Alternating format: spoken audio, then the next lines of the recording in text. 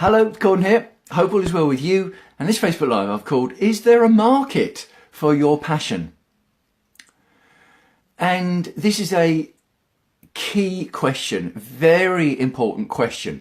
And when dealing with the answers, it's one of the foundational reasons I came up with my online Passion Profits training and coaching. Because that training and coaching of mine, which by the way you can see more about onlinepassionprofits.com/chat, covers whether the answer is yes, and it also covers whether the answer is no. And both are okay. So what am I talking about? Well, turning passions into profit online. The one sentence fundamental behind that, behind anyone making any money ever, is that no one makes any money until someone buys something. Sort of makes sense, but a lot of people forget it and ignore that, and that's a mistake. So the fundamental is someone is going to have to buy something at some point, whether that's a physical product, a service, or information. And it can be created either by yourself or by someone else. But whichever one of those three it is, or whoever creates it, if there's no one to buy it, you're not going to make any money.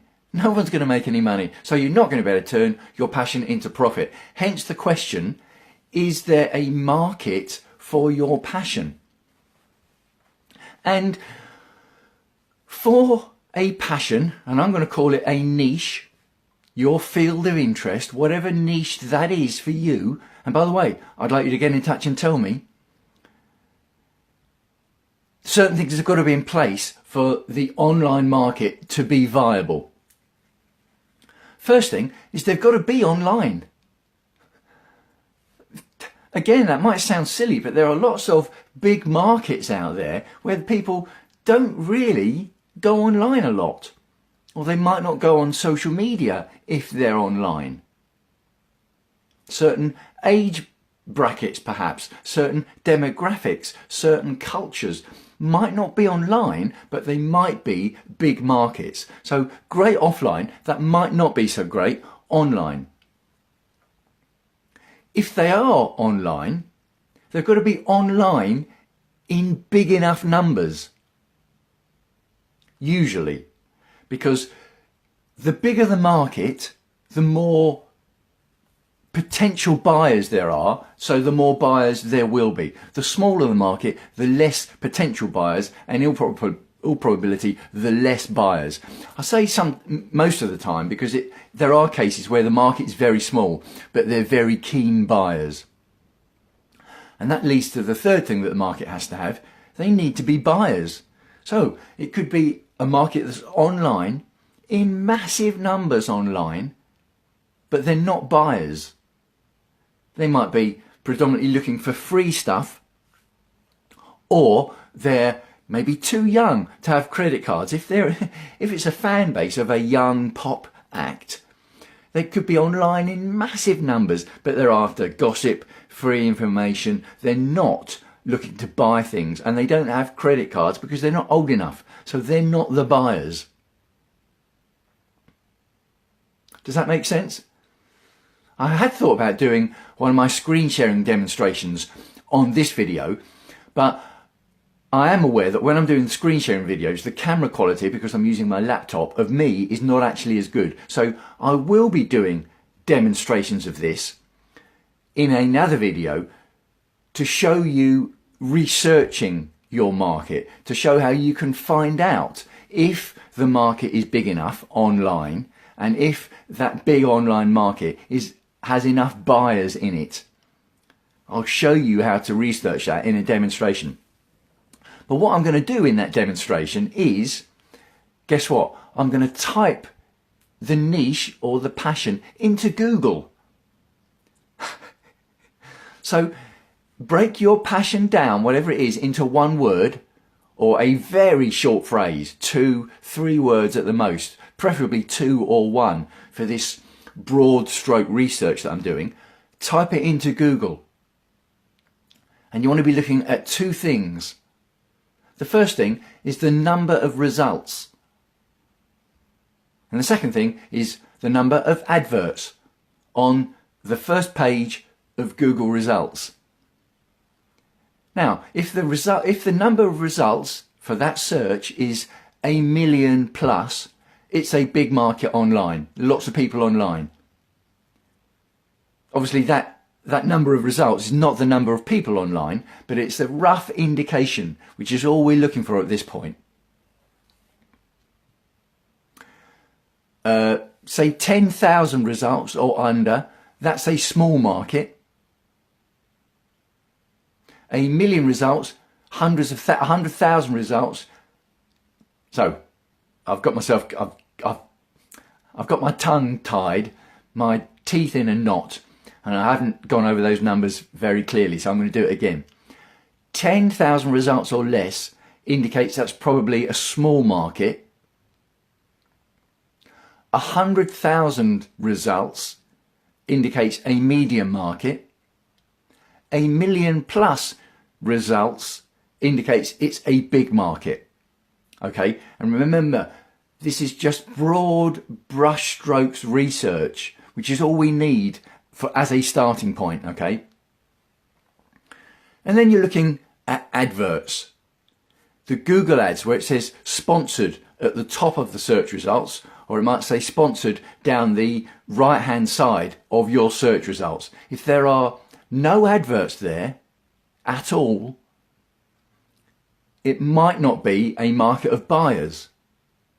If there are lots and lots and lots of adverts, then it is a market of buyers, clearly, because those adverts are being paid for, and people don't pay for adverts unless there are buyers. So no adverts, that's something to be aware of. Lots of adverts, it's a market of buyers. And it might not be just Google ads, it might be adverts of products from Amazon or all the rest of it. So look out for how many adverts you can see. And you can do both of those broad brushstrokes research just by typing one word for your passion into Google. So it can be done completely for free and easily and quickly, clearly. Now, I did say at the beginning of this video that in my online passion profits coaching and training, I cover what to do if there is a market, an online market, a big online market, and a big online market of buyers. And I also cover what to do if there isn't a market. If there is a market, it almost becomes easier because you find out what they want. You then decide whether to create the offer yourself or use someone else's offer, and you put that offer that you're going with in front of that market. That basically is the model. If there isn't a market, then you can use what I call my passion profits twist. Because if there is a market, you're going to be finding what they want, creating an offer to do with what they want, and putting that offer in front of the market. That is the passion profits model. But the passion profits twist covers what to do if you've got a huge passion, whether you're a creator in that passion or a consumer in that passion, but the market isn't online in big enough numbers, buying enough. The model still works using my passion profits twist, which I'll cover in another video, because I'm trying to keep these videos sort of short, sharp, bite-sized chunks, so I'm not overwhelming you with covering all of the coaching and the training in one go every time. Over at the website onlinepassionprofits.com/chat, you can see a fuller presentation, 35-minute presentation, where I cover the 3-2-1 breakdown of turning passions into profits. And also on that page, there's details of how you can get in touch and chat with me if you want, and we can have a chat about your passion, applying the 3-2-1 breakdown. We can do that research together, and then at the end of it, you might decide that you want to work with me further. If you decide you don't want to work with me further after having that chat, that's great. If you do, then obviously, clearly, that's great as well. And at the moment, I'm doing that on a one-to-one basis, one at a time, which is interesting, but you won't find out about that at the moment without getting in touch with me for the chat. So, hope all is well with you. Let me know what you think about that question of, is there a market for your passion? Let me know if you have any questions about those quick, broad brushstrokes research ideas and techniques that I've told you about, which I've used myself, by the way. And in that 3-2-1 breakdown, there's a couple of case studies I talk about at the end of the presentation, and one of them is my case studies, the real world, real life examples of how I did it with two of my passions. Because it doesn't just have to be one passion, you can do it with any or all of your passions. Right, signing off for now. Hope all is well with you, wishing you as ever health and happiness. I will speak to you again tomorrow.